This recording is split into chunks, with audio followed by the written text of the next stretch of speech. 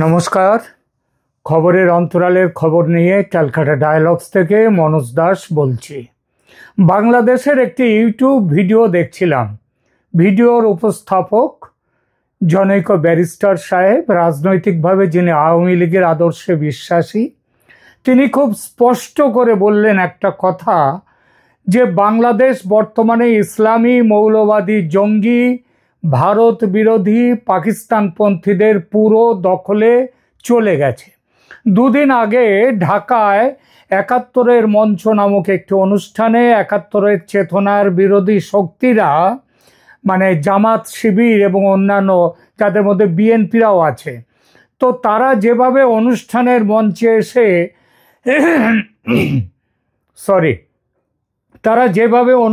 মঞ্চে এসে তুলকালাম বাদিয়েছে, যেভাবে ৭১-এর চেতনায় জড়ো হওয়া মানুষদের জবরদস্তি ধরে নিয়ে গিয়ে হাতে হাতকড়া পরিয়ে টেনে হিঁচড়ে নিয়ে পুলিশের হাতে তুলে দিয়েছে, এবং পুলিশ আবার তাদের বিরুদ্ধে দেশদ্রোহিতা ইত্যাদি গুরুতর ধারায় মামলা দিয়েছে, তাতে উপস্থাপক ওই ব্যারিস্টার মহাশয়ের মনে হয়েছে, এবং সেটা খুব সত্যিকারেরই মনে হওয়াটা, যে তার মনে হচ্ছে যে বাংলাদেশ তার পাকিস্তান হয়ে ওঠার পর্ব পুরো হয়ে গেছে।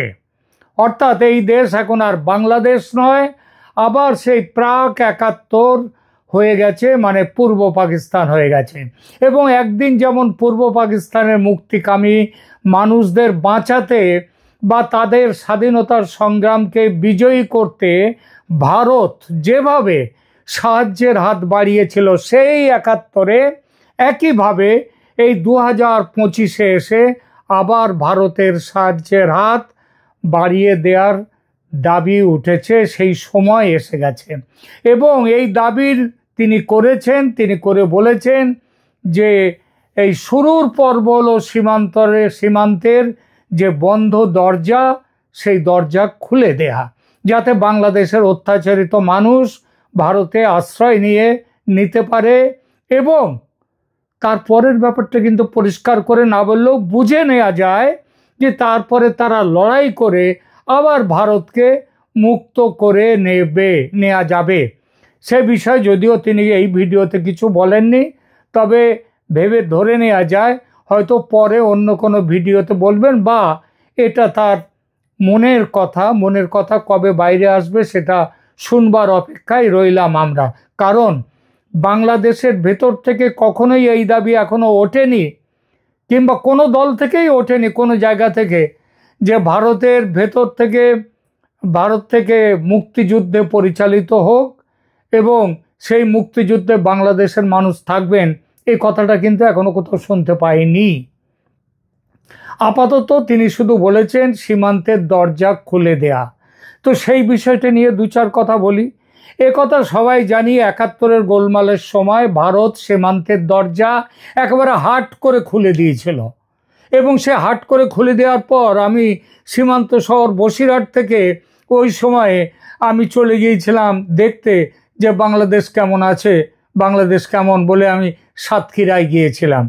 তো যাকে বলে একেবারে অবারিত দ্বার ছিল। তখন কত মানুষ দেশ ছেড়ে এসেছিল ভারতে, সেই অবারিত দ্বার দিয়ে একবার তাহলে তথ্য বিশ্লেষণে যাওয়া যাক। ১৯৭১ সালে বাংলাদেশের মুক্তিযুদ্ধের সময় তৎকালীন পূর্ব পাকিস্তান ছিল যে বাংলাদেশ, তার মোট জনসংখ্যা ছিল প্রায় ৭ কোটি। এই জনগোষ্ঠীর মধ্যে প্রায় ৯৮ লাখ, মানে প্রায় ধরুন ১ কোটি ছিল হিন্দু, এবং অন্যান্য সংখ্যালঘুরা যা ছিল জনসংখ্যার মোট প্রায় ১৮.৫%।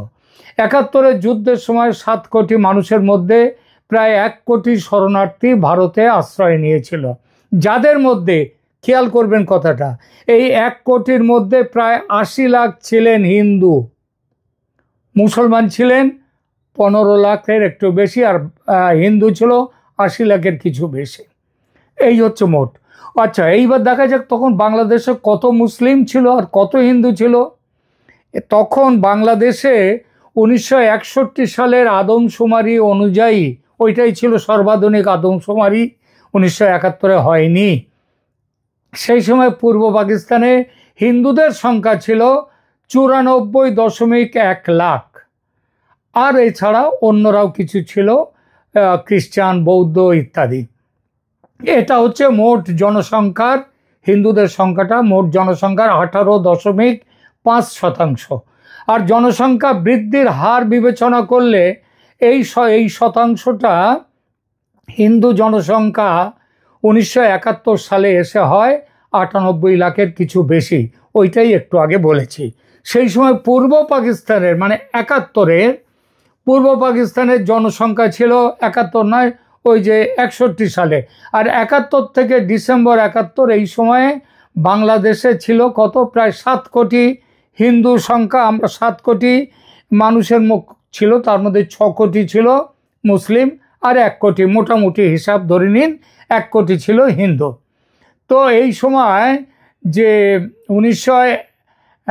পূর্ব পাকিস্তান মুসলমান জনসংখ্যা ছিল ওই যেটা বললাম যে 61 সাল থেকে 71 সালে এসে গিয়ে সেটা বেড়ে গিয়েছে প্রায় 6 কোটি আর 1 কোটি, 7 কোটির মতো সরাসরি ধরা হোক।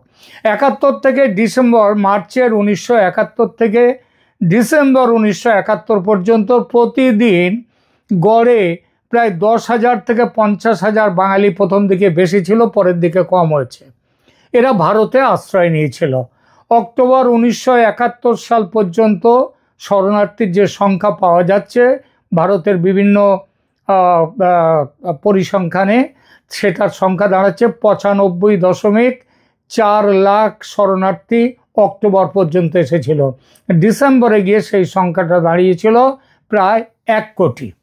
এইবার আসল কথায় আসে, এই শরণার্থীদের ধর্মীয় বিভাজন ছিল কীরকম?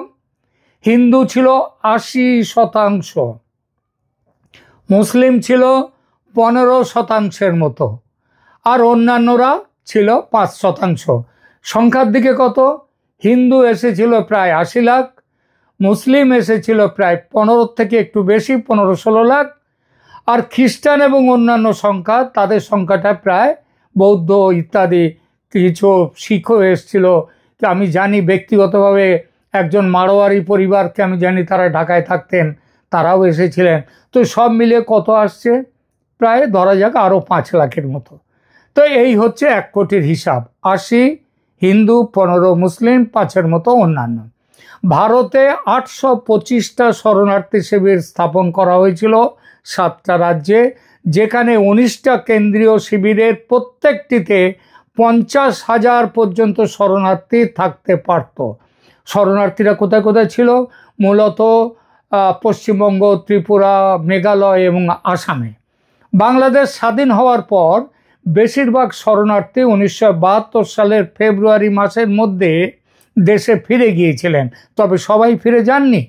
প্রায় 90 লক্ষ শরণার্থী ফেব্রুয়ারি 1972-এর মধ্যে দেশে ফিরে গিয়েছিলেন, কিন্তু 10 থেকে 15 লক্ষ মানুষ ভারতেই থেকে গিয়েছিলেন। যারা থেকে যান তাদের ধর্মীয় পরিচয়টা কি? তাদের যারা থেকে গিয়েছিলেন তাদের অধিকাংশই ছিলেন হিন্দু। এইবার এই যে কথাগুলো বললাম, এর পরিপ্রেক্ষিতে কয়েকটা প্রশ্ন রাখছি দর্শক আপনাদের সামনে। 1971 সালে 6 কোটি মুসলমান ছিল বাংলাদেশে, তার মধ্যে মাত্র 15 লক্ষ অর্থাৎ 2.5% কেন দেশ ছাড়লেন? 6 কোটির মধ্যে 15 লাখ মানে 2.5% মুসলমান দেশ ছেড়েছে। আর হিন্দু দেশ ছেড়েছে কত? 1 কোটির মধ্যে 80 লাখ, অর্থাৎ 80% হিন্দু দেশ ছেড়েছিল। ঠিক আছে। 2, বাংলাদেশ স্বাধীন হওয়ার পর প্রায় 15 লক্ষ হিন্দু ভারতে থেকে যায়। উল্টো দিকে মুসলমানরা 2-4 জন ছাড়া বাকিরা সবাই বাংলাদেশ চলে যান। আচ্ছা, এই যে দুটো ঘটনা ঘটলো, মানে হিন্দুরা যেতে চাইছে না, মুসলমানরা চলে যাচ্ছে, আবার বাংলাদেশ থেকে 71-এর দিকে কম মুসলমান এসছে 2.5%, হিন্দু এসেছে 80%। নিজেদেরকে প্রশ্ন করুন তো কারণগুলো কি কি হতে পারে? কারণটা আমি বলছি না, আপনারাই প্রশ্ন করুন নিজেদেরকে। সত্যি সবসময় খুব তেতো হয়, তাই আমরা অনেক সময় দেখেও দেখি না। এই প্রশ্ন দুটোর উত্তরেও আমরা অনেকেই জানি যে অনেকেই ধানাই পানাই করে এড়িয়ে যাওয়ার চেষ্টা করবেন, সেটা স্বাভাবিক। আমি তাই এই দুই প্রশ্ন নিয়ে আপাতত চুপ থাকলাম, আপনারাই ভেবে নিন। এইবার বলি, এইবার ওই যে ব্যারিস্টার সাহেব যে সীমান্ত খুলে দেওয়ার কথা বলেছেন, সেই বিষয়ে দুটো কথা বলবো। 1971-এ 6 কোটি মুসলমানের মধ্যে 15 লাখ অর্থাৎ 2.5% দেশ ছেড়ে এসেছিল ভারতে। এবার কত শতাংশ, এবার যদি সীমান্ত খুলে দেওয়া হয় এই 2025-এ, তাহলে কতজন মুসলমান বাংলা ছেড়ে আসতে পারবেন? ওই 2.5% খুব বেশি হলে, কারণ সেবার তো ছিল দেশ স্বাধীন করা, আর এবার তো দেশ স্বাধীন করা নয়, এবার একটা অত্যাচার থেকে দেশের ভেতরে আর একটা গোষ্ঠী চলে আসতে চাইছে। তাহলে 2.5% মানুষ এবার বড় জোর আসবেন খুব বেশি হলে। আর 1971-এ 1 কোটি হিন্দুর 80 লক্ষ অর্থাৎ 80% ভারতে চলে এসেছিলেন, তাদের মধ্যে 15 লক্ষ আর ফিরে যাননি। এবার সীমান্ত খুলে দিলে যে 1.5 কোটি হিন্দু বাংলাদেশে আছে, তাদের কত অংশ চলে আসবে ভারতে? এবার তো 80%-এর বেশি আসবে। এবং 1971-72-এর মতো আর ফিরে যাওয়ার ভুল তারা করবেন না, তাই নাকি? আর তারা ফিরে যাবেন না একবার এলে, কারণ তাতে খুব জ্ঞান হয়েছে।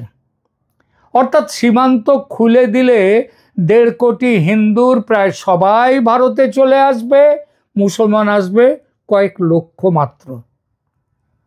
হিন্দুরা সবাই আর বাংলাদেশে ফিরে যাওয়ার নাম করবে না, এটা 100% মেনে নেওয়া ছাড়া পথ নেই। আর মুসলমানরা যারা আসবেন তারা হয়তো আবার কিছুদিন পরে ফিরে যাবেন। অর্থাৎ ভারত এবার সীমান্তের দরজা যদি খুলে দেয়, তাহলে বাংলাদেশ ওই জনসংখ্যার বিচারে আর হিন্দু মুসলমানের দেশ থাকবে না, ওটা পুরোপুরি মুসলমানের দেশ হয়ে যাবে। আমি তো এই ভয়টা করছি, আপনারা কি অন্য কিছু ভাবছেন? দয়া করে কমেন্ট করে জানান। এই ভয়টা আছে বলেই ভারত এবার সীমান্তের দরজা বন্ধ রেখেছে।